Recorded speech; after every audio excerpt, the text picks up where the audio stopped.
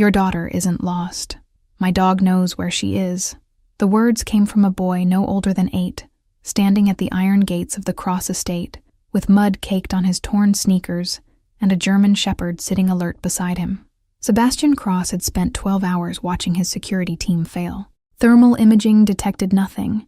Tracking dogs lost the scent at the garden's edge, and every camera on the property showed his daughter Ruby simply vanishing during the charity gala's fireworks display. The ground swallowed her whole, leaving only questions and the metallic taste of fear in his mouth. The boy's voice carried through the intercom with unsettling certainty, cutting through the chaos of walkie-talkie chatter and helicopter rotors overhead. Sebastian's hand froze on the whiskey glass he'd been gripping since dawn broke over his fruitless nightmare. Every muscle in his body screamed for action, yet all his power meant nothing against a child's disappearance. His head of security, Warren, moved to dismiss the child with a wave. "Boss, we've had 17 false tips already. Fortune seekers, attention seekers, the usual vultures circling tragedy." Warren's exhaustion showed in the purple shadows beneath his eyes, 12 hours of failure weighing heavy on his shoulders. But something in the boy's stance stopped Sebastian cold. The child wasn't begging or performing desperation for an audience. He simply stood there with his dog, waiting with the patience of someone who'd learned early that adults rarely listened the first time. His clothes were threadbare but clean, his posture straight despite obvious hunger. Sebastian pressed the intercom button himself. "What's your name? And why should I believe you?" His voice came out harsher than intended, scraped raw from hours of shouting orders into the darkness that had swallowed his daughter whole. "I'm Theo, and this is Ranger." The boy's hand rested on the German shepherd's head with practiced gentleness. "We live in the woods past your property. Ranger found something this morning that belongs to a little girl." His matter-of-fact tone carried none of the manipulation Sebastian expected from someone claiming impossible knowledge. The dog's ears swiveled forward at his name, intelligence gleaming in brown eyes that tracked every movement beyond the gate. A fresh wound marked his left foreleg, recently cleaned but untreated, the kind of injury that would send most animals whimpering for shelter. Yet Ranger sat perfectly still, focused entirely on the estate beyond the iron bars. Warren stepped closer to Sebastian, lowering his voice. "Sir, this is wasting time we don't have.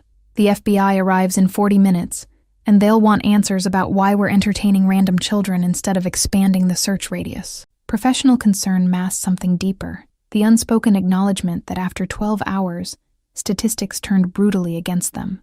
Sebastian studied the boy through the security monitor, cataloging details his years in dangerous business taught him to notice.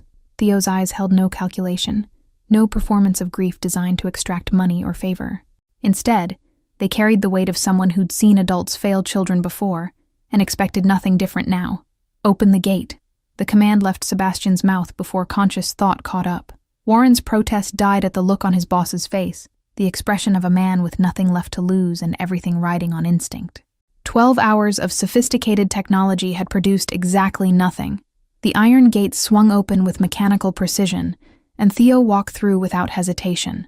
Ranger moved beside him with a slight limp, favoring his injured leg, but never breaking stride. The boy's gaze swept the estate's manicured grounds with the quick assessment of someone who'd learned to map escape routes by reflex. Sebastian met them halfway down the drive, unable to wait inside while Possibility walked toward him on dirty sneakers. Up close, Theo was smaller than he'd appeared on the monitor, sharp cheekbones suggesting missed meals, and a childhood that skipped past softness straight into survival.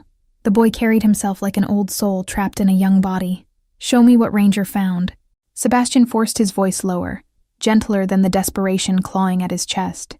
The early morning sun cast long shadows across the estate, marking the passage of time in a night that refused to end. Every second Ruby remained missing felt like a stone added to the weight crushing his lungs. Theo reached into his jacket pocket and produced a small object wrapped in a clean cloth. He unfolded it carefully, revealing a silver charm bracelet Sebastian recognized with a jolt that went through him like voltage. Ruby's bracelet, the one her mother gave her before cancer claimed her life 3 years ago, the one Ruby never removed.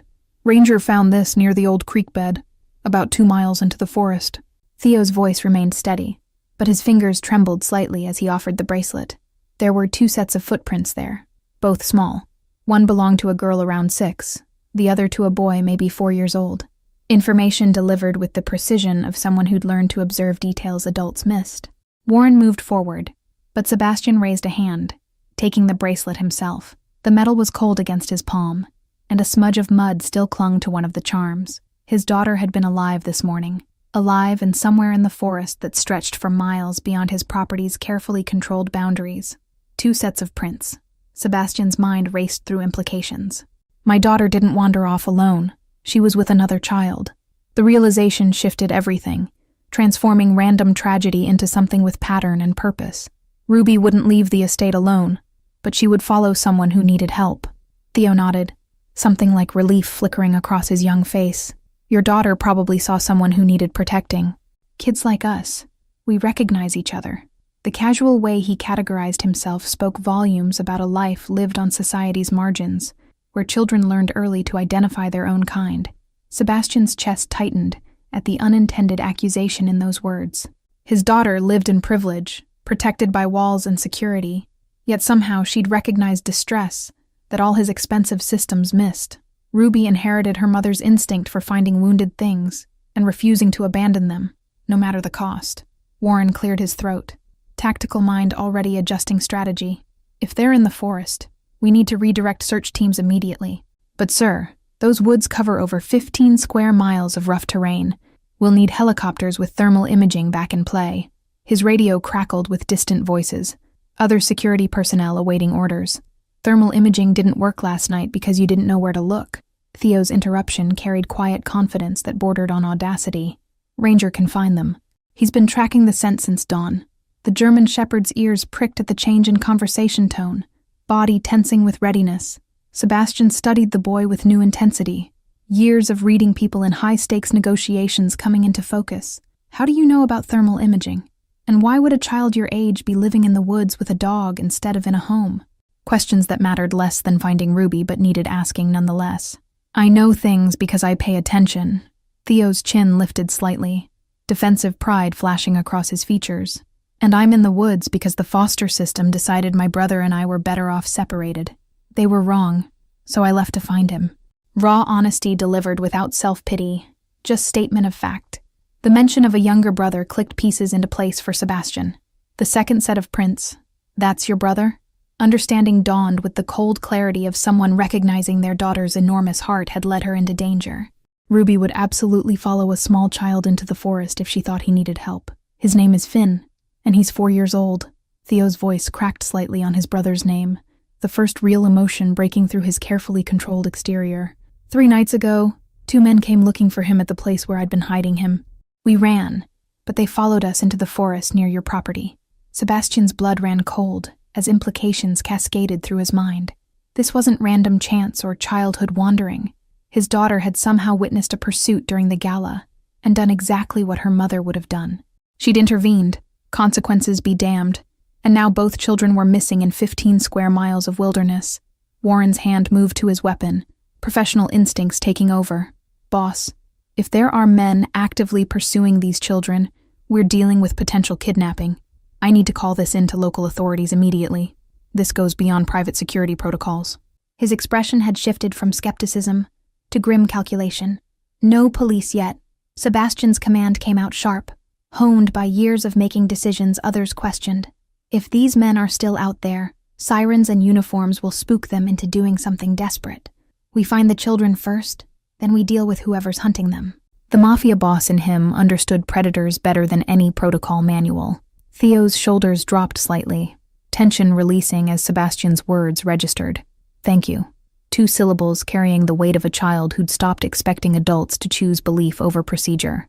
Ranger lost the trail when it started raining around midnight, but he can pick it up again from where he found the bracelet. Sebastian was already moving toward the garage where his vehicles waited. Warren, get 2 of your best men. Armed but discreet. No radios, no phones that can be tracked. We go in quiet and fast. Adrenaline finally had direction, purpose channeling the helpless rage that had consumed him through the endless night. His daughter was alive, and someone was going to pay for every second of terror she'd endured. The German shepherd fell into step beside Theo, moving with purpose despite his injured leg. Up close, Sebastian could see the dog was older than he'd first appeared, gray, threading through the black and tan fur around his muzzle. But Ranger's eyes held unwavering focus, The kind of determination that came from a bond forged through survival rather than convenience. "How did you find the bracelet this morning?" Sebastian asked as they reached the garage. Multiple luxury vehicles gleaming in organized rows that suddenly seemed obscene given the circumstances. "Those woods are massive, and you said the trail went cold at midnight." The logistics bothered him. Too much coincidence in the timing. Theo glanced up, and for the first time, something like hope flickered in his expression. "Ranger never stops searching when someone needs finding. He worked the area all night in circles until he picked up something. We found the bracelet caught in brush near the water, and he knew it mattered." Pride colored his words when speaking of his dog, the kind of devotion that transcended simple pet ownership. Sebastian selected his Range Rover, built for rough terrain, and equipped with emergency supplies he'd never expected to actually need. Warren and 2 other security personnel, both former military, both trusted, climbed in with practiced efficiency. Theo and Ranger took the back seat, the boy's small frame dwarfed by leather upholstery that cost more than most people's monthly rent. "The creek bed where you found the bracelet, how far from the property line?" Warren pulled out a topographical map, professional focus overriding his earlier skepticism. "We need to establish search parameters and likely movement patterns if we're doing this without official support." His finger traced potential routes through the forest. Theo leaned forward, studying the map with surprising comprehension. "About 2 miles northeast, past the ravine that drops 30 feet. There's only one safe way down, which means if they cross there, they were heading deliberately toward the old lumber mill." His finger pointed to a spot on the map that made Warren's expression darken. "That lumber mill's been abandoned for 15 years. Warren's voice carried implications Sebastian caught immediately. "It's also the perfect location for someone who wants to stay hidden. Structure still intact, multiple exit points, surrounded by dense forest that makes approach difficult." The tactical assessment hung heavy in the vehicle's confines. Sebastian's hands tightened on the steering wheel as he navigated the estate's perimeter road toward the forest access point. Dawn had fully broken now, golden light filtering through trees that suddenly seemed less like natural beauty and more like walls of a massive labyrinth hiding his daughter. Every second of driving felt like wasted time, yet rushing blindly would accomplish nothing. "The men who were chasing your brother." Sebastian kept his eyes on the rough path ahead, but his voice demanded answers. "Who are they? And why target a 4-year-old child?" The question carried weight beyond parental concern. It was the tone of someone who'd spent years navigating dangerous people and recognizing threat patterns. Theo's reflection in the rearview mirror showed internal struggle, loyalty warring with necessity. They work for the agency that placed Finn in his last foster home, but they're not there to help him. They're there to make sure he disappears before he can talk about what he saw. Words delivered with the bitter knowledge of a child who'd learned to distrust the systems meant to protect him. Warren exchanged glances with Sebastian, both men reaching the same grim conclusion. Corruption in child services isn't uncommon, but actively hunting a child suggests serious criminal exposure. Warren's military background showed in his clinical assessment. What could a 4-year-old possibly witness that warrants this level of pursuit? His foster father ran an illegal adoption ring, selling children to people who couldn't pass legitimate background checks. Theo's voice dropped to barely above whisper, as if speaking it louder might make the horror more real. "Finn's too young to testify, but he's not too young to be a loose end they want tied up. I got him out 3 weeks ago, and they've been hunting us since." The Range Rover jolted over a particularly rough patch of terrain, throwing everyone forward against seatbelts. Ranger braced himself with practiced ease, never taking his attention from the window, as if memorizing the route for future reference. The dog's injured leg had started bleeding again, dark spots appearing on the vehicle's expensive leather, but he showed no signs of stopping. Sebastian's mind raced through implications and strategy with the cold calculation that built his empire. "When we find them, those men become my problem to solve. But first, we need to reach the children before anyone else does." Authority rang through his words. Not a request or suggestion, but a statement of absolute intention backed by resources most people couldn't imagine. They reached the forest access point where maintained paths gave way to wilderness, and Sebastian killed the engine. The sudden silence felt oppressive, broken only by bird song and the distant sound of running water. Theo opened his door immediately, Ranger leaping out despite his injury with the urgency of purpose renewed. "Show me where you found the bracelet." Sebastian emerged from the vehicle, morning air sharp in his lungs as adrenaline and fear combined into something crystalline and focused. Behind him, Warren and the security team moved with quiet efficiency, checking weapons and equipment with the practiced ease of men who'd operated in hostile territory before. Theo and Ranger moved into the forest without hesitation, the boy navigating through underbrush with the confidence of someone who'd made these woods his home. The German shepherd ranged slightly ahead, nose working the ground in methodical sweeps that spoke of training or instinct honed through necessity. His limp was more pronounced now, but determination overrode pain. The forest closed around them within minutes, civilization vanishing as if it had never existed. Sebastian found himself following a child and a wounded dog into terrain where all his money and power meant nothing, where success depended entirely on trust placed in the most unlikely of guides. The irony wasn't lost on him, but desperation had a way of stripping away pretense. Warren moved beside Sebastian, voice low enough not to carry beyond them. "Sir, I need to say this. We're about to enter a situation with unknown hostiles, zero backup, and no communication with outside support. If this goes wrong, there's no cavalry coming." Professional obligation demanded the warning, even as his presence proved he'd made his choice. Then it doesn't go wrong. Sebastian's response carried the absolute certainty of someone who'd built an empire by refusing to accept unacceptable outcomes.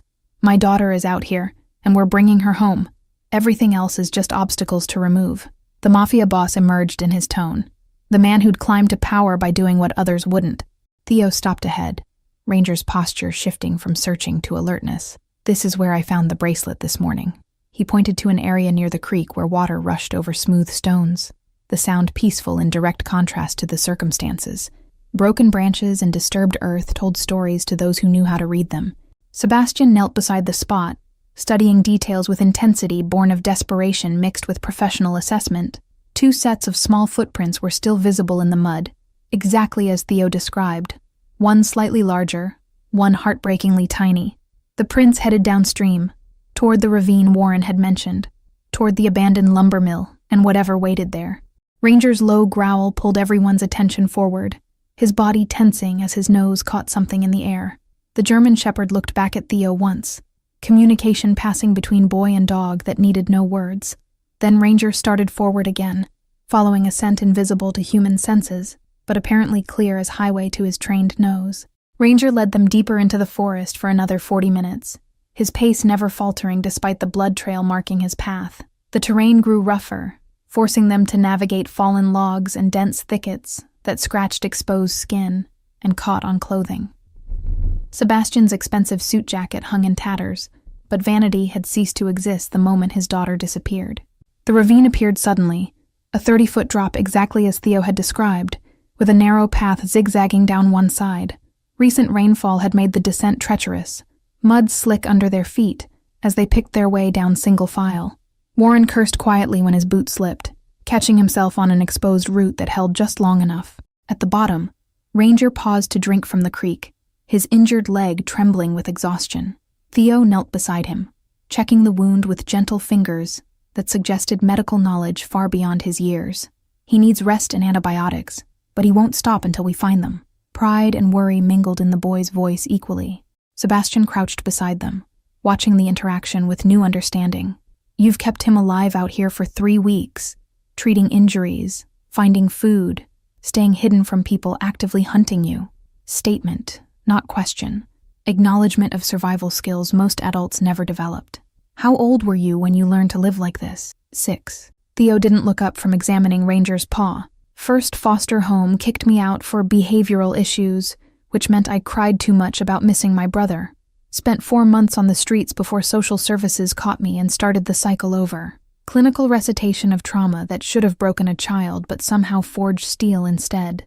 The lumber mill materialized through the trees like a ghost from industrial past, its weathered structure somehow still standing against decades of neglect. Broken windows gaped like empty eye sockets, and sections of roof had collapsed inward, leaving exposed beams that pointed skyward like skeletal fingers. Nature had begun reclaiming the building, vines threading through cracks and small trees sprouting from what used to be the loading dock. Warren signaled for silence, hand gestures indicating tactical positions his team understood instantly. They spread out in a loose perimeter, moving with the practiced stealth of men who'd done this in far more dangerous places. Sebastian found himself holding his breath, every sense heightened to painful intensity as they approached the structure's main entrance. Ranger's growl came low and dangerous. hackles rising along his spine as he focused on something inside the building. Theo's hand on the dog's head kept him from charging forward, but barely. The German shepherd vibrated with barely contained urgency. Whatever waited inside had Ranger ready to fight despite his injury and exhaustion. A child's laugh echoed from within the mill, high and clear and utterly incongruous with the tension saturating the air. Sebastian's heart lurched violently in his chest. He knew that laugh, had memorized every variation of his daughter's joy through 6 years of fatherhood. Ruby was alive and, impossibly, sounded happy. Warren caught Sebastian's arm before he could rush forward, iron grip conveying silent warning. Protocol, boss. We don't know what we're walking into. Professional caution warred with understanding in his expression. He had children too, knew the primal urge to reach them regardless of danger. Let me clear the entrance first. But Theo was already moving, slipping past them with Ranger at his heels before anyone could stop him. The boy moved like smoke through the building's shadows, innate understanding of how to be invisible guiding his steps. Sebastian cursed and followed, adrenaline overriding tactical sense. Warren's muttered profanity trailing behind them as the security team scrambled to maintain formation. The mill's interior was a maze of rotting machinery and collapsed sections, shafts of sunlight piercing through holes in the roof to illuminate floating dust particles. The smell of mold and rust hung thick in the air, mixed with something else, recent human presence, the faint scent of food and unwashed bodies. Someone had been living here, and recently. Another laugh, closer now, followed by a smaller child's giggle that had to be Finn. Sebastian's pulse hammered in his ears as they navigated through the wreckage toward the sound, every instinct screaming at him to run forward while training demanded caution. The contradiction left him moving in a half-crouch, muscles coiled for action but mind forcing patience. They rounded a corner into what used to be the mill's main processing floor, and Sebastian's world narrowed to a single focal point. Ruby sat cross-legged on a relatively clean patch of floor, her party dress from last night torn and dirty, but her face animated as she told a story to a tiny boy curled against her side. Finn, unmistakably, with Theo's same sharp features rendered softer by youth and fear. And then the princess told the dragon that being scary didn't mean being bad. Ruby's voice carried absolute conviction, her small hands gesturing dramatically. The dragon just needed someone to understand him, and after that, they became best friends. She'd invented countless stories since her mother died, each one carrying themes of redemption and unlikely friendship that broke Sebastian's heart with their wisdom. Finn's eyes were wide with wonder, thumb tucked securely in his mouth despite his age. The dragon wasn't bad? The question came out muffled around his thumb, hopeful and desperate in equal measure. Whatever this child had witnessed, he needed desperately to believe that monsters could choose differently. Theo's breath caught audibly, and Finn's head whipped around at the sound. "Theo!" The 4-year-old scrambled to his feet and launched himself at his brother with the absolute trust of a child who'd been waiting for salvation he knew would come. Theo caught him, dropping to his knees as small arms wrapped around his neck with desperate strength. Ruby jumped up, her face cycling through confusion, recognition, and relief in rapid succession. "Daddy?" Her voice cracked on the word. 6 years old, suddenly looking very small, as reality crashed through whatever game she'd been playing to keep herself and Finn calm. Tears she'd been holding back flooded her eyes as she ran toward Sebastian. Sebastian caught his daughter, pulling her against his chest with force that might have hurt if desperation hadn't robbed him of all restraint. She was solid, and real, and alive, her small heart hammering against his ribs as she buried her face in his destroyed suit jacket and sobbed. The sound shattered something in him that 12 hours of terror had merely cracked. "I'm sorry, Daddy. I'm sorry." Ruby's words tumbled out between sobs, muffled against his chest. "I saw the bad men chasing the little boy during the fireworks, and he was so scared, and I remembered what Mommy always said about helping people who need it, and I couldn't just watch. I couldn't." Sebastian's hand cupped the back of Ruby's head, holding her like she might dissolve if he loosened his grip. "You're safe now. That's all that matters." His voice came out rough, scraped raw by emotions he'd spent years learning to control in his dangerous world. But this wasn't business. This was his daughter, his entire world, trembling in his arms. Warren and his team had fanned out, systematically clearing the rest of the structure with practiced efficiency. Their presence reminded Sebastian that finding the children was only half the equation. The men hunting them still existed somewhere in this equation. The threat hadn't evaporated just because they'd reached Ruby and Finn first. Theo hadn't released his brother. rocking slightly as Finn clung to him with the desperate grip of a child who'd feared permanent separation. "You found me." Finn's voice was tiny, odd, as if his brother's arrival defied possibility. "The bad men said you'd never find me, that I'd never see you again. But I knew you would come." Ruby pulled back slightly from Sebastian's chest, wiping her nose on her already ruined dress. "Finn and I walked all night to get here. He knew about this place because the bad men talked about it, said it was where they brought other kids before." Her matter-of-fact delivery of this horror made Sebastian's blood run cold with implications he'd process later, when his daughter wasn't watching his face. "Other kids?" Warren's question came sharp, professional instinct overriding the emotional reunion happening around them.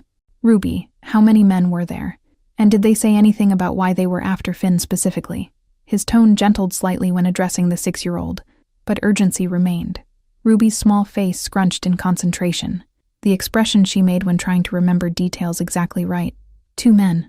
One was really tall with a scar on his neck, and the other one kept coughing. "They were talking about money, something about how Finn's new family already paid, and they couldn't refund the merchandise." The clinical language sounded obscene from a child's mouth. Sebastian felt rage settle in his chest like ice, cold and crystalline, and absolutely lethal. These men had reduced a 4-year-old child to merchandise, spoken about human trafficking within earshot of their victims, and now his daughter had become collateral damage in their operation. Every connection he'd spent years building suddenly had new purpose beyond business. "They left maybe an hour ago," Ruby continued, oblivious to the murder forming behind her father's eyes. "They said they had to check in with their boss, make arrangements for disposal if they couldn't find us soon." Her voice wavered on the last word. Adult implications she didn't fully understand, but sensed were terrible breaking through her brave facade. Theo lifted his head from where it had been buried in Finn's hair, his young face hard with knowledge no child should carry. "That means they'll be back with more people. We can't stay here. This location is compromised." Tactical assessment delivered with the weary expertise of someone who'd learned these lessons through brutal experience rather than training. Ranger had positioned himself between the children and the mill's entrance, hackles still raised despite his exhaustion.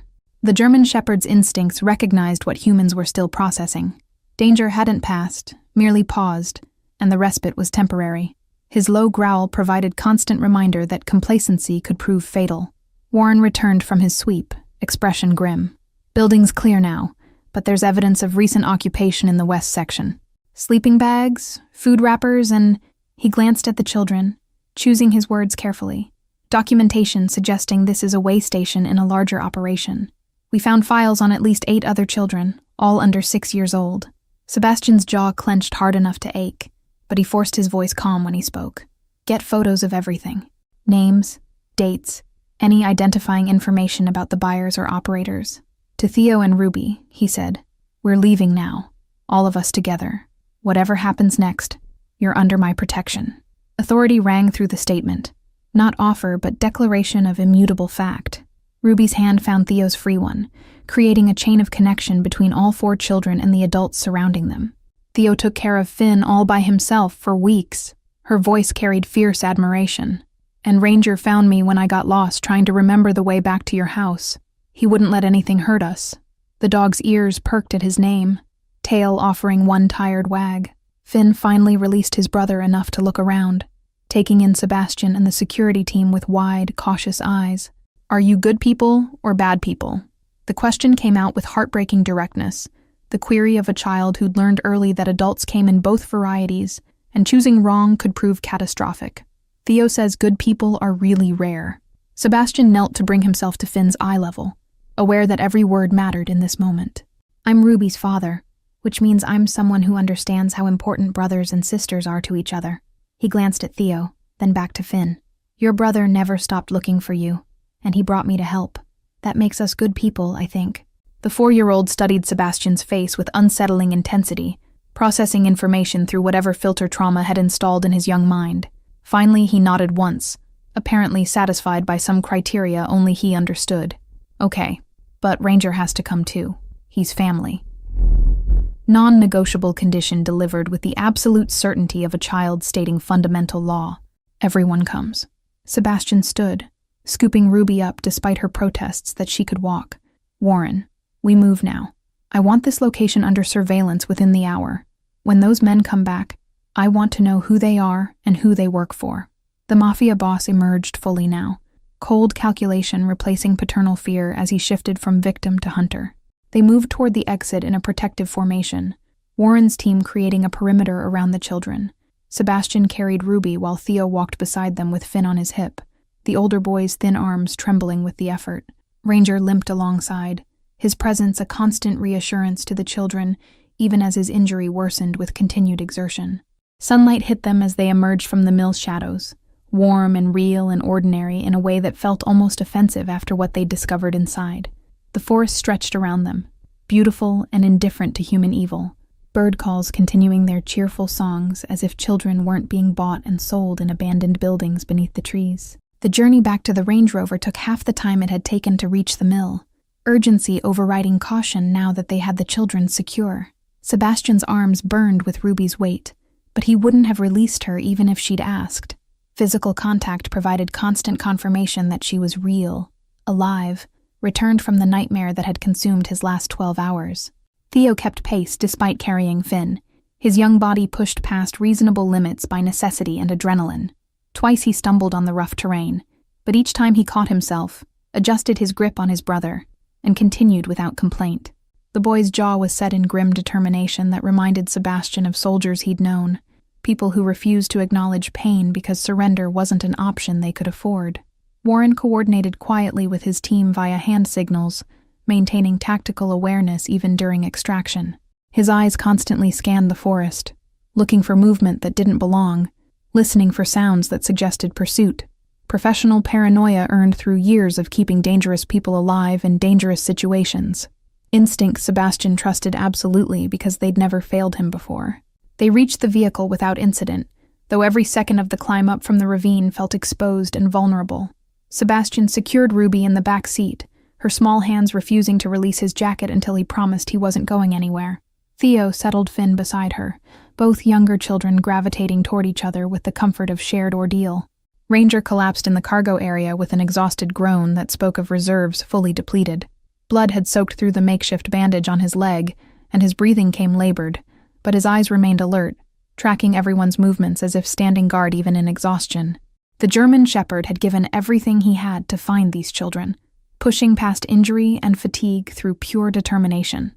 Warren took the driver's seat, while Sebastian remained in back with the children, unable to stomach physical distance from his daughter, even for the practical necessity of navigation. His arm stayed wrapped around Ruby's shoulders, anchoring her to his side as the Range Rover lurched forward over rough terrain. She'd stopped crying but hadn't stopped trembling, small aftershocks of adrenaline crash working through her system. "Daddy?" Ruby's voice came small, hesitant in a way she rarely sounded. "Are you angry with me for leaving?" The question carried weight beyond simple curiosity. It held the fear of a child who'd done what she believed was right, but understood that right actions sometimes carried wrong consequences. Her fingers twisted in his jacket, waiting for judgment. Sebastian's throat tightened painfully, but he forced words through it. "I'm not angry. I'm grateful you're alive, and I'm proud that you saw someone who needed help and chose to be brave." He tilted her chin up gently, making her meet his eyes. "But we need to talk about how being brave doesn't mean doing dangerous things alone. There are ways to help that don't require putting yourself at risk." Theo's expression flickered with something complicated, gratitude mixed with pain, the look of a child who'd never had someone speak to him about bravery as valuable, rather than bravery as foolishness. His arms tightened around Finn, who'd finally fallen asleep against his brother's chest, tiny snores providing counterpoint to the vehicle's rumble. Safety had arrived like anesthesia, allowing unconsciousness trauma had prevented. "What happens to us now?" Theo's question came quiet, but direct, practical concerns reasserting themselves now that immediate danger had passed. "Social services will put Finn back in the system if they find us. They'll separate us again, and next time, I might not be able to get him back." Fear lived in his voice, the terror of powerlessness that came from being small in a system designed by adults. Sebastian met the boy's eyes in the rearview mirror, seeing Ruby's hand slip into Theo's with casual protectiveness. "What happens now is that you and Finn stay with me until we figure out something permanent." The words emerged with finality that surprised even him. He hadn't planned this, hadn't thought beyond finding Ruby. "Those men aren't going to stop hunting you, and I'm not about to let them succeed." Warren's glance in the mirror carried question and concern, but he said nothing. Years of working together meant he understood when Sebastian made decisions that transcended rational business sense, operating instead from the moral code that lived beneath the dangerous exterior. Some lines couldn't be crossed. Some innocence couldn't be abandoned, regardless of complexity or cost. You don't even know us. Theo's response came out defensive, protective suspicion flaring against hope that kept disappointing him. Why would you risk getting involved with the people who run that operation? They're connected to powerful systems. Child services, police, probably judges. You can't just take us in like stray dogs. Despite the words, desperate longing colored his tone, the sound of someone trying not to want what they couldn't have. I know enough. Sebastian's voice carried the absolute certainty that had built an empire through force of will and refusal to accept limitations others considered absolute. I know you protected your brother for weeks with nothing but determination and a dog. I know my daughter recognized something worth risking her life for. And I know that anyone who treats children as merchandise has picked a fight with the wrong person. The Range Rover emerged from the forest onto maintained roads, civilization reappearing with jarring normalcy. Other vehicles passed them, people living ordinary lives unaware that meters away sat children who'd survived human trafficking attempts and fathers who'd stared into the abyss of loss. The disconnect between worlds felt vast, bridgeable only through deliberate choice to see what most preferred to ignore. Ruby had fallen asleep against Sebastian's side, her breathing evening out as exhaustion finally overrode adrenaline. He studied her face in the growing daylight, the smudge of dirt on her cheek, the scratch above her eyebrow, the peace that only sleep could provide after trauma. His daughter was safe, but safety felt insufficient now. The world contained men who hurt children, and knowing this demanded response beyond simple relief. There's a woman. Theo's voice broke the contemplative silence, quiet but urgent. Iris Vaughn. She was my teacher before the first foster placement fell apart. She tried to help me keep track of Finn, fought with social services about keeping us together. If anyone can navigate the legal side of this without alerting the wrong people, it's her. Hope and uncertainty mingled in his expression, offering help while fearing rejection. Warren's fingers drummed on the steering wheel, tactical mind processing new information. A teacher who stood up to social services probably made enemies in the system. That could work in our favor, someone with motivation to expose corruption rather than protect it. Professional assessment delivered without emotional inflection, but Sebastian heard the underlying approval. Warren's sister had been a teacher before cancer took her. The profession held sacred space in his personal hierarchy. Sebastian considered the implications of bringing another person into this situation, weighing risk against necessity. His instincts with people had kept him alive through years of dangerous negotiations. And something in Theo's voice when he mentioned Iris Vaughn suggested she might be the variable this equation needed. Someone who understood the system from inside, but hadn't been corrupted by it. Someone who'd already proven willingness to fight for these children. When we get back to the estate, you'll call her.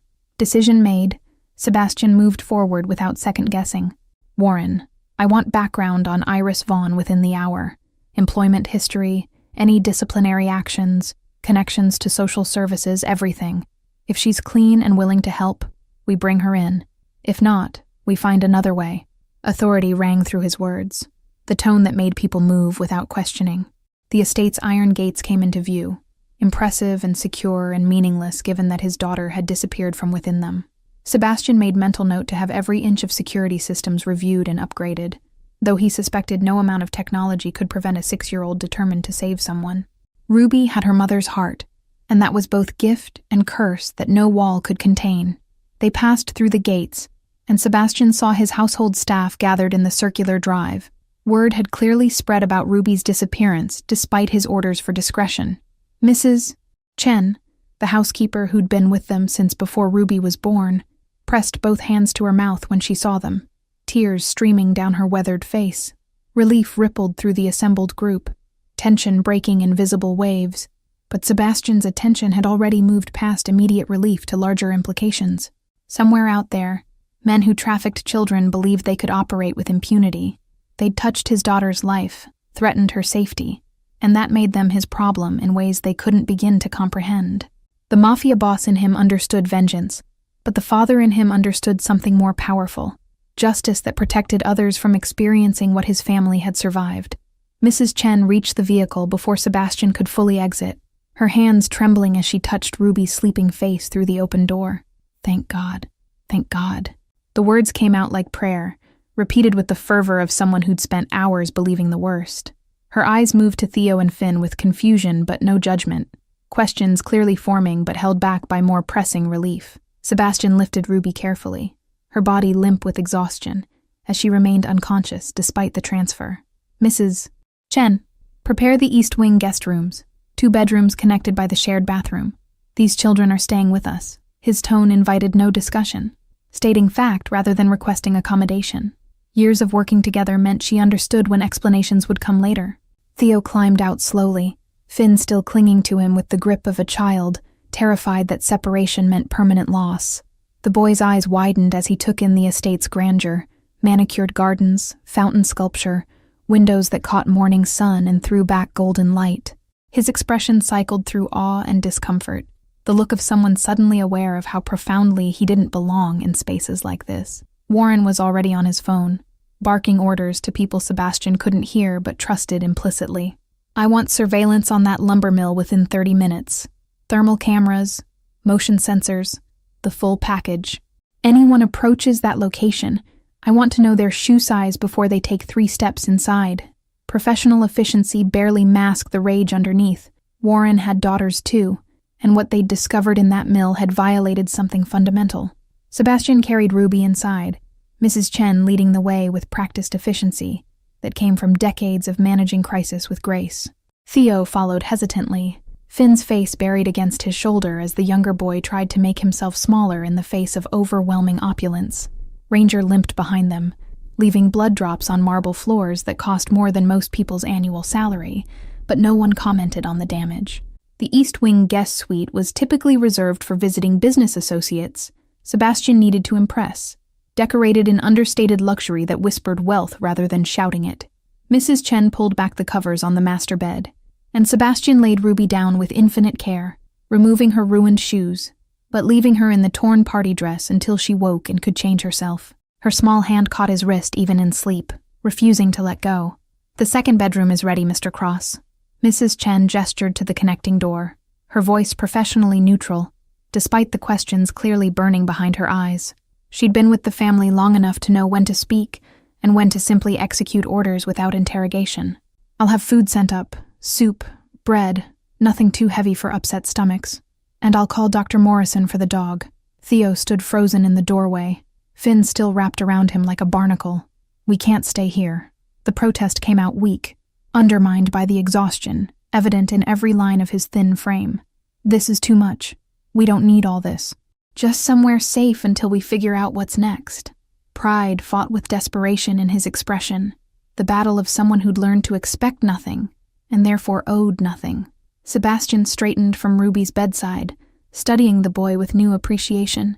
You spent 3 weeks in the forest protecting your brother, with nothing but determination and a dog.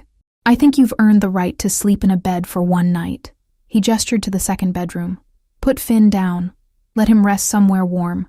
Being strong doesn't mean refusing help when it's offered freely. The words seemed to crack something in Theo's carefully maintained composure. His shoulders sagged slightly, exhaustion finally permitted to show now that safety had arrived. He carried Finn into the adjoining room, laying his brother on sheets that probably cost more than every possession they'd owned combined. The 4-year-old's eyes fluttered open briefly, registered his brother's presence, then closed again with the trust of a child who believed Theo could protect him anywhere. There are clothes in the dresser, probably too big but clean and warm, Mrs. Chen's voice had softened, maternal instincts overriding professional distance. Bathroom is stocked with everything you need. I'll have food up in 10 minutes, and Dr. Morrison should arrive within the hour for Ranger. She paused, then added quietly, You're safe here, child. Mr. Cross doesn't make promises he doesn't keep. Sutter.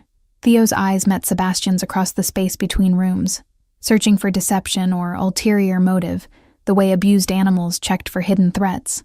Whatever he found seemed to satisfy some internal test, because he nodded once, acceptance tentative but real. Thank you. 2 words that carried the weight of someone unused to speaking them. Gratitude that came hard because kindness had been so rare in his experience. Warren appeared in the hallway, phone still pressed to his ear, but expression grim in a way that made Sebastian's instincts flare with warning. He stepped out of the children's earshot, pulling the door partly closed behind him. What did you find? The question came out flat, already braced for news that would complicate an already impossible situation. Background on Iris Vaughn just came through. Warren's voice dropped to near whisper, ensuring their conversation remained private. Former elementary school teacher, resigned 4 months ago after filing formal complaints against child services regarding placement irregularities. Her complaints were dismissed as unfounded, but she didn't stop. She's been building a case independently, documenting patterns of children disappearing from the system. Respect colored his tone, the recognition of someone fighting battles others avoided. Sebastian processed this information rapidly, implications cascading through his tactical mind. She's already investigating the same network that's after Finn. That makes her either an invaluable ally or a liability if the wrong people know she's involved. His eyes moved to the door where Theo and his brother rested, calculations shifting to account for new variables. Where is she now? That's the interesting part. Warren's expression shifted to something almost resembling approval. She's been living in her car for the past month after losing her apartment. Apparently standing up to corrupt officials doesn't pay well. Been spending her days at the public library, using their computers to compile evidence she can't afford to store anywhere else. He paused, then added, "She's clean, boss. Genuinely clean. No red flags, no suspicious connections, just a teacher who cared too much to look the other way." The description resonated with something in Sebastian's chest, recognition of the rare person who chose principle over comfort. "Find her. Bring her here. Tell her Theo needs her help." He glanced back at the guest rooms where 3 children slept, protected for the moment, but vulnerable in ways that transcended physical security. "And Warren? Make sure she understands this isn't a request from someone who plans to take no for an answer." Warren's slight smile acknowledged the implicit threat and promise in those words. "On it. What about the lumber mill surveillance?" His fingers were already moving across his phone screen, multitasking with the efficiency of someone who'd learned to juggle crises as routine. "Teams in position. But if those traffickers come back, we need a strategy beyond observation. When they come back, not if, we let them." Sebastian's voice carried the cold calculation that had built his reputation in far darker circles than polite society knew existed. "I want names, faces, vehicle information, every detail about their operation. Then we use those details to dismantle the entire network from the top down. These people need to understand that touching children carries consequences they can't negotiate their way out of." The sound of Ranger's pained whine drew their attention back to the guest suite. Through the partly open door, Sebastian could see Theo kneeling beside the German shepherd, speaking softly while examining the dog's injured leg with careful fingers. The boy's face was pale with worry, hands gentle despite the urgency in his movements. Whatever connection existed between child and dog ran deeper than simple pet ownership. This was partnership forged through shared survival. Mrs. Chen appeared with a tray of food, navigating past them with practiced grace. "Dr. Morrison just called. He's 15 minutes out and bringing surgical supplies in case they're needed." Her eyes lingered on Ranger with professional assessment. "That dog's lost a lot of blood. He might need a transfusion if the wound is as bad as it looks from here." No judgment colored her tone, just practical concern for an animal who'd clearly earned respect through action. Sebastian returned to Ruby's bedside, unable to remain away for long, even with Warren handling logistics. His daughter slept on, face peaceful in a way that contradicted the terror of the last 12 hours. He traced the scratch above her eyebrow with one finger, marveling at her courage and cursing it in equal measure. She had her mother's fearless heart, and that gift would give him gray hair before he reached 40. "Daddy?" Ruby's voice came out muzzy with sleep, eyes opening to slits that struggled against exhaustion. "Is Theo okay?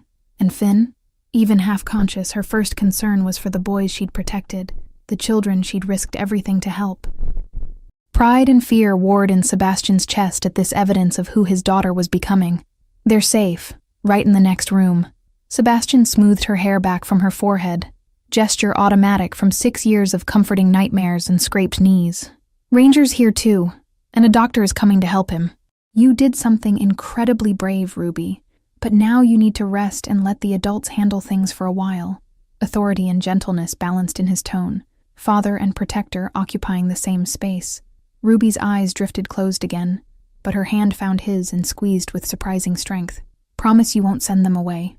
The words came out slurred with returning sleep, but the urgency beneath them was unmistakable. "Theo doesn't have anybody, Daddy. Nobody but Finn and Ranger. Promise."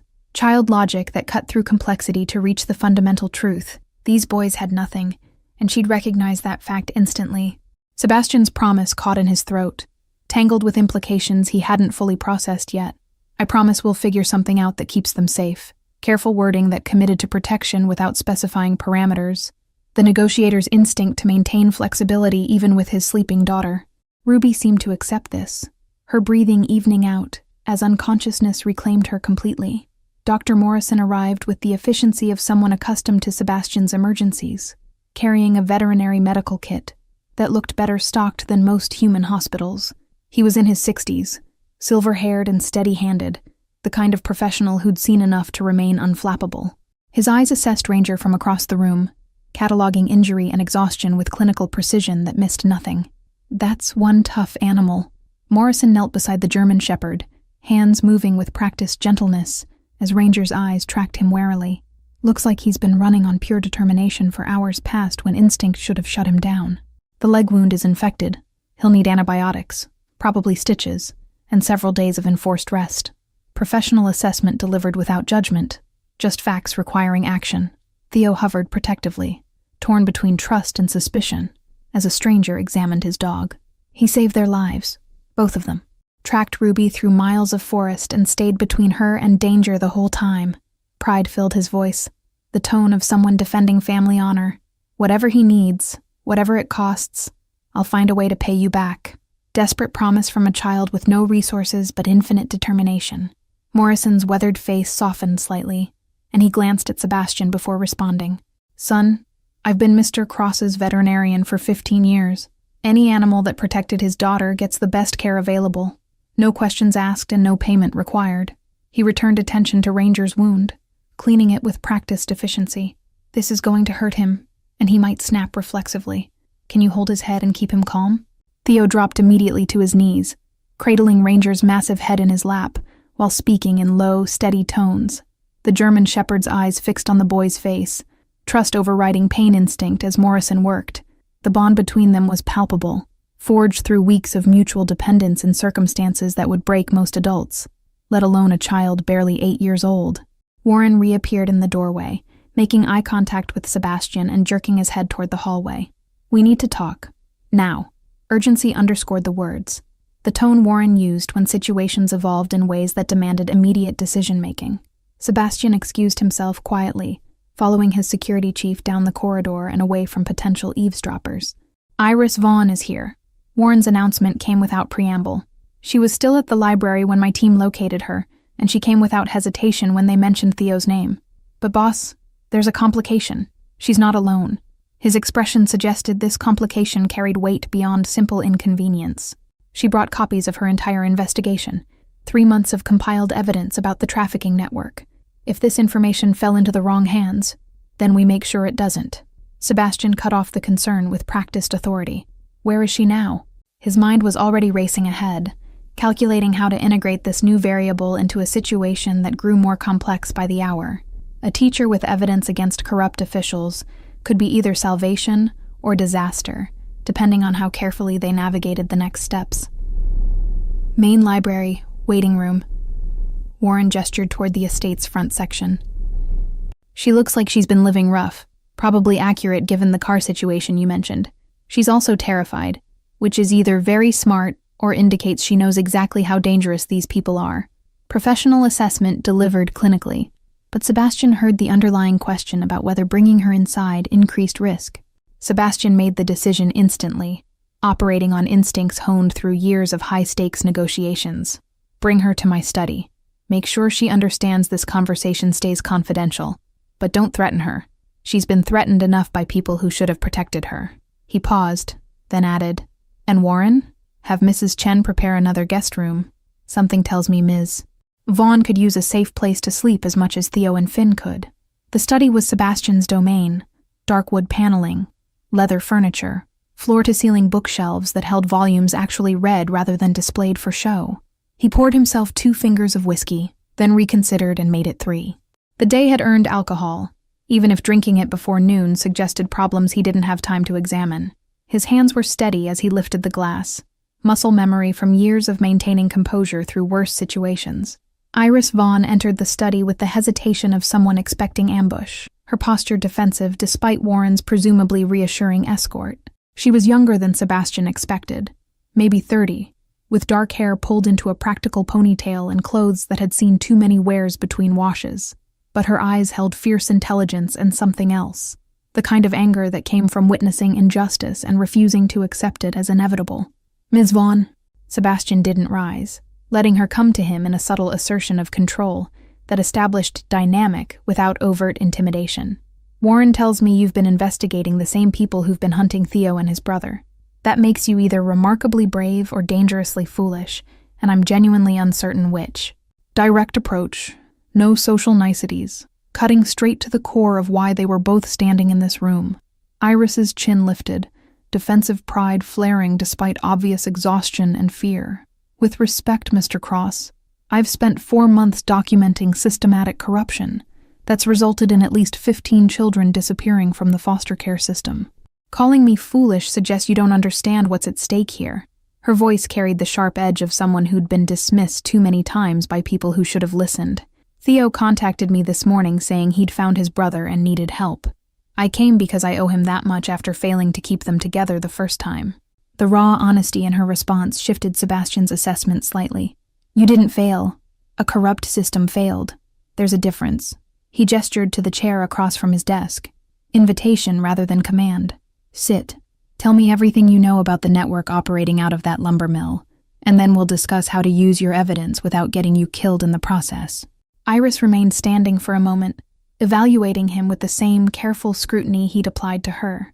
Whatever internal calculation she performed seemed to reach favorable conclusion, because she finally sat, shoulders relaxing fractionally, as if standing had required energy she could no longer spare. "The network is bigger than anyone realizes. It involves at least 3 social workers, 2 judges, and a private adoption attorney who specializes in international placements." She pulled a flash drive from her pocket, placing it on the desk between them like a chess piece being moved into strategic position. "International placements." Sebastian's voice went flat, implications clicking into place with sickening clarity. "They're not just moving kids between foster homes. They're trafficking them across borders to buyers who've been rejected by legitimate adoption agencies." The scope of the operation expanded in his mind, tentacles reaching further than he'd initially estimated. These weren't small-time opportunists. This was organized crime with institutional protection. Iris nodded, exhaustion and vindication mixing in her expression. Finn witnessed a placement meeting at his last foster home, saw money exchange hands, heard his foster father discussing another child who'd been successfully delivered to a family in Eastern Europe. He's 4 years old and couldn't articulate what he saw, but he knew it was wrong. Her hands clenched in her lap, knuckles white with suppressed rage. The social worker who placed him there knew exactly what kind of home it was, and when I tried to report it, suddenly my complaints about unrelated cases started getting dismissed as conspiracy theories. Sebastian's mind cataloged this information with the cold precision of someone building a case for destruction. "How many people have seen your evidence?"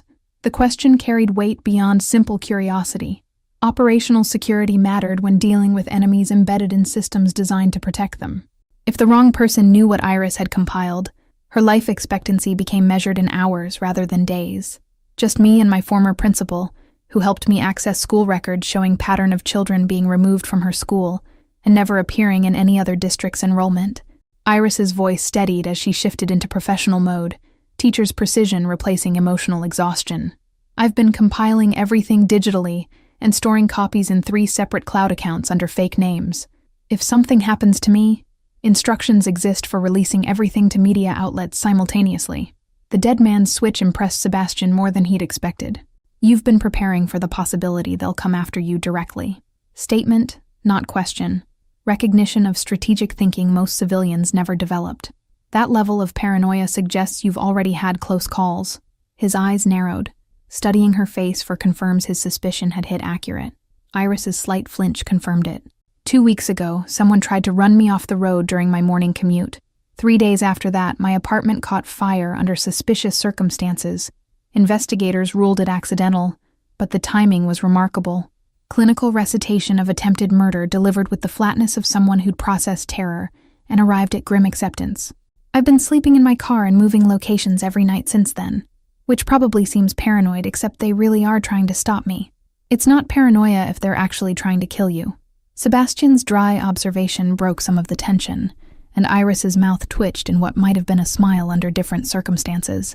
"You'll stay here until we've neutralized the threat. Non-negotiable." Authority rang through his words, the tone that had built an empire by refusing to accept unacceptable outcomes. "Warren will assign you personal security, and will coordinate with my attorneys to determine how best to leverage your evidence without exposing you to additional risk." Iris opened her mouth, likely to protest the imposition, then seemed to reconsider, as reality trumped pride. "I need to see Theo first. He called me because he trusts me, and I won't have him thinking I'm here for any reason except helping him and Finn." Firm boundary despite her precarious position, the teacher's instinct to prioritize her students' emotional well-being over her own safety. The principle behind it reminded Sebastian uncomfortably of his daughter's decision to help Finn despite obvious danger. "He's upstairs with his brother and the dog who tracked down my daughter." Sebastian stood, finishing his whiskey in one smooth motion.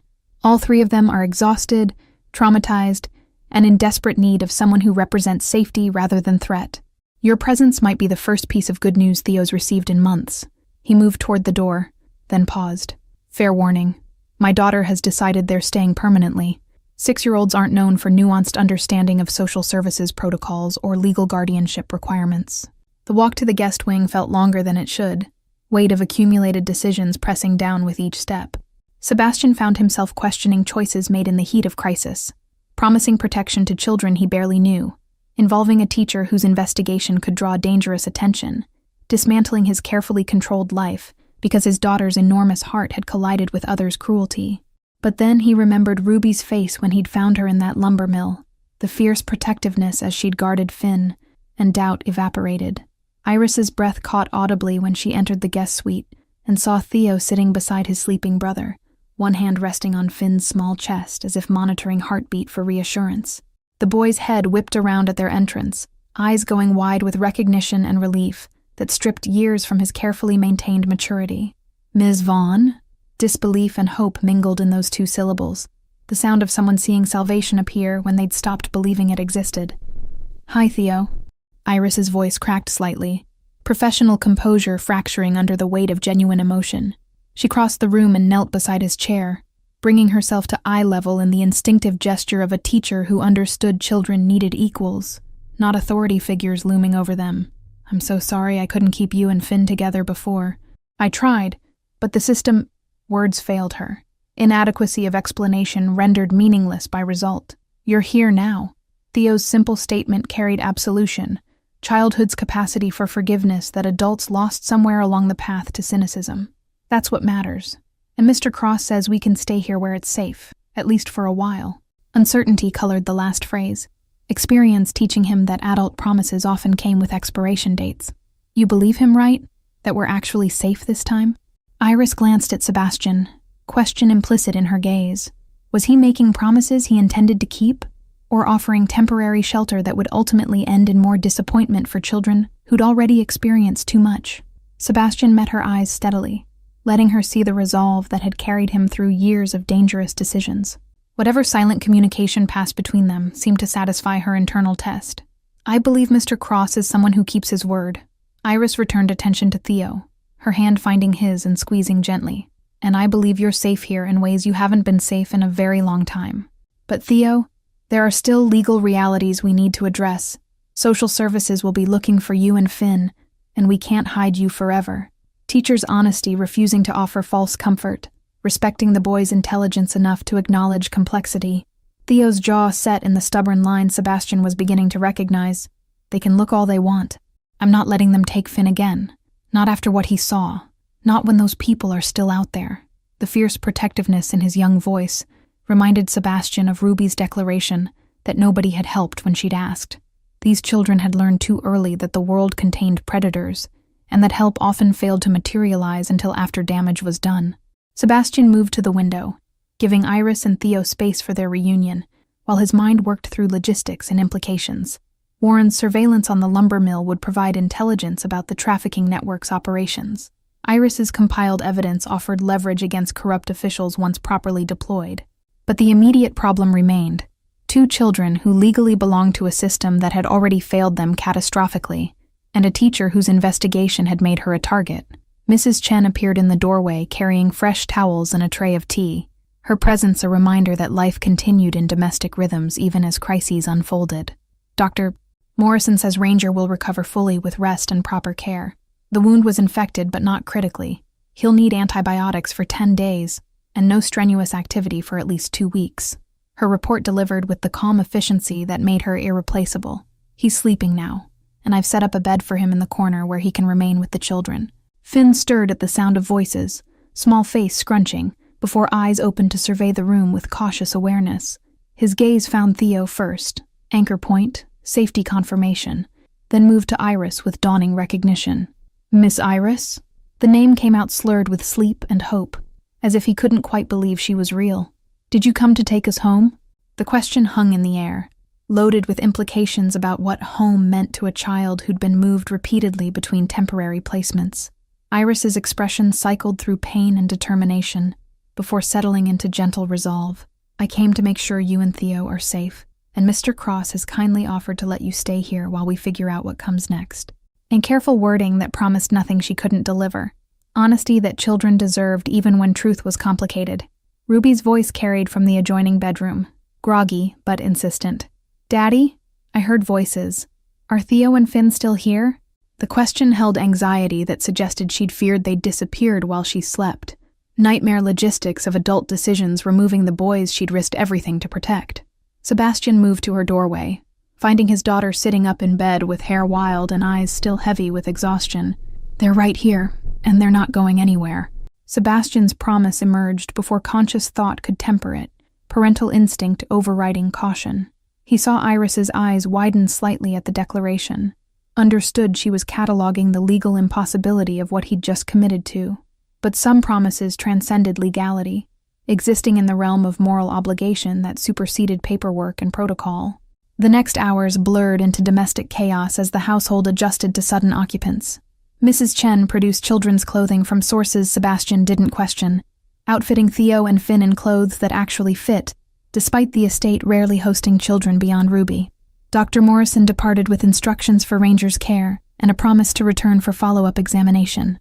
Warren coordinated security details and surveillance reports from his makeshift command post in the estate's security office. Iris found herself installed in a guest room down the hall from the children, her meager possessions from the car looking lost in the suite's opulent space. Sebastian observed her careful movements through the estate, the way she touched nothing unnecessarily as if afraid to leave evidence of occupation. Years of living on society's margins had taught her to maintain minimal footprint, to expect displacement at any moment, and prepare accordingly. Dinner that evening was an awkward affair. 5 people gathered around a table designed for 12, relationships undefined and futures uncertain. Ruby chattered between bites, filling silence with observations about Ranger's bravery and Theo's skill at storytelling. Finn ate with the focused intensity of a child who'd learned not to waste food, small hands gripping his fork like it might be confiscated. Theo remained quiet, eyes tracking exits and potential threats with the hypervigilance of someone who'd survived by staying alert. Iris pushed food around her plate more than eating it, exhaustion and stress apparently robbing her of appetite despite obvious hunger. Sebastian caught her watching him multiple times, expression assessing as she tried to reconcile the dangerous reputation his name carried with the man offering sanctuary to homeless children and their protective teacher. The cognitive dissonance was apparent. He'd cultivated a fearsome image deliberately, but that image didn't account for the father willing to tear down institutions that harmed innocents. Mr. Cross. Iris's voice cut through Ruby's monologue about plans to teach Finn all her favorite games. We need to discuss next steps regarding social services. They'll have filed missing persons reports on both boys by now, and once they realize Theo and Finn are together, they'll escalate search efforts. Professional concern delivered quietly but urgently, teachers' practicality refusing to let emotion override reality's demands. Sebastian set down his fork, meeting her gaze with the cold calculation that had built his empire. Then we make sure that when they escalate, they find exactly what we want them to find. Evidence so damning that protecting their corruption becomes impossible. His voice carried absolute certainty, the tone of someone who dismantled more powerful enemies than corrupt social workers. Your investigation provides foundation. My resources provide amplification. Together, we ensure these children never return to a system that traffics them like merchandise. The silence following his declaration felt heavy with implication. Iris's eyes widened slightly as she processed what he was proposing, not working within the system, but rather burning it down and rebuilding from ashes. Theo's attention had sharpened, hope and fear warring in his young face, as he recognized the magnitude of what Sebastian suggested. Even Ruby seemed to sense the gravity, her usual cheerful chatter dying as she looked between the adults with dawning awareness. That's incredibly dangerous. Iris's protest came out weak, undermined by the desperate hope creeping into her expression. These people have already tried to kill me, and that was before I had powerful allies. If we move against them openly, with evidence and resources, they'll respond with everything they have. Professional caution warred with the barely suppressed rage of someone who'd watched children suffer while institutions looked away. Let them. Sebastian's response carried the weight of absolute conviction, years of operating in dangerous spaces lending authority to the threat. I've spent my career dealing with people who thought power made them untouchable. These traffickers are about to learn what happens when they threaten someone under my protection. His eyes moved to Theo and Finn, then to Ruby, encompassing all 3 children in unspoken vow. They touched my daughter's life. That makes this personal in ways they can't possibly comprehend. Warren entered the dining room, expression grim in a way that suggested surveillance had produced results. Boss, we've got movement at the lumber mill. 2 vehicles, 5 men total, and they're setting up to wait for someone. Looks like they're expecting the children to return. Professional assessment delivered clinically, but Sebastian heard the underlying question about how they'd proceed with this intelligence. Sebastian stood, napkin dropping to his plate with finality. Then we give them what they're waiting for, just not in the way they expect. He looked at Iris, seeing the teacher wrestling with implications of what came next. This is the moment where you decide whether you're willing to cross lines that can't be uncrossed. Those men down there traffic children. My methods for dealing with them won't be gentle, and they won't be entirely legal. Honesty she deserved before being pulled deeper into his world. Iris's hands clenched on the table, knuckles white with tension, as internal battle played out across her features. Finally, she met his eyes with resolve that suggested she'd reached decision. I've spent 4 months compiling evidence while children continued to disappear. Documentation and proper channels failed because the system protects its own. Her voice steadied, teacher transforming into something harder. If your methods actually stop them, then I'm willing to live with the consequences of crossing those lines. Sebastian nodded once. Acknowledgement of her choice and acceptance of responsibility it carried. Then here's what happens next. Warren's team monitors the lumber mill until those men reveal connection to their broader network. We use your evidence to identify every corrupt official involved. Then we systematically dismantle the operation from multiple directions simultaneously. Legal pressure where it works, other methods where it doesn't. Strategy delivered with the calm precision of someone who'd orchestrated more complex operations than this. 6 months later, the estate's gardens bloomed with spring flowers that Ruby insisted on showing to anyone who would listen. The legal battles had been brutal. Exposing corruption required navigating carefully between what could be proven in court and what required more creative solutions. 3 social workers faced federal trafficking charges. 2 judges had resigned under pressure from investigations Sebastian's attorneys initiated. The private adoption attorney was awaiting trial on 15 counts of child endangerment and fraud. Theo and Finn's legal status had been resolved through an arrangement Sebastian's lawyers structured with surgical precision. Iris became their legal foster parent, with Sebastian providing financial support and housing. The solution satisfied bureaucratic requirements while ensuring the boys remained in an environment where safety wasn't conditional or temporary. Ranger had recovered fully, his presence now permanent fixture in the estate's east wing. Ruby's friendship with the boys had deepened into the kind of bond that transcended circumstance, built on shared trauma, transformed into trust. She'd appointed herself Finn's primary teacher for everything from reading to proper tea party etiquette, approaching the task with her mother's patient determination. Theo had slowly relaxed into childhood he'd been denied, learning that safety could be sustained rather than temporary. Iris had bloomed in unexpected ways, the teacher's careful reserve giving way to dry humor and fierce protectiveness that matched Sebastian's own. The connection between them had grown from mutual respect into something neither had planned, but both seemed willing to explore carefully. She'd returned to teaching, but now at a private school on the estate grounds that Sebastian had established for Ruby, Theo, Finn, and other children whose situations required special consideration. The trafficking network's dismantlement had been thorough and permanent. Some arrests came through legal channels, evidence Iris compiled finally reaching uncorrupted officials with power to act. Other key players in the operation simply disappeared, their absence noted, but never fully explained. Sebastian's world operated with different rules than civilian society, and he'd applied those rules without hesitation to people who trafficked children. Warren's final surveillance report on the lumber mill showed it demolished by county order, the structure that had served as trafficking way station reduced to rubble and hauled away. The forest had begun reclaiming the space, new growth already visible where darkness had once festered. Sometimes justice required burning things down completely before rebuilding could begin, and Sebastian felt no regret about the ashes left behind. Thank you all for following this story about courage that comes in unexpected forms, and families built through choice rather than circumstance. If this touched your heart the way it touched millions of others, write in the comments which country you're watching from. Don't forget to like, subscribe, and share this video. Your support helps me continue bringing these stories to life. And remember, heroes really do come in all sizes.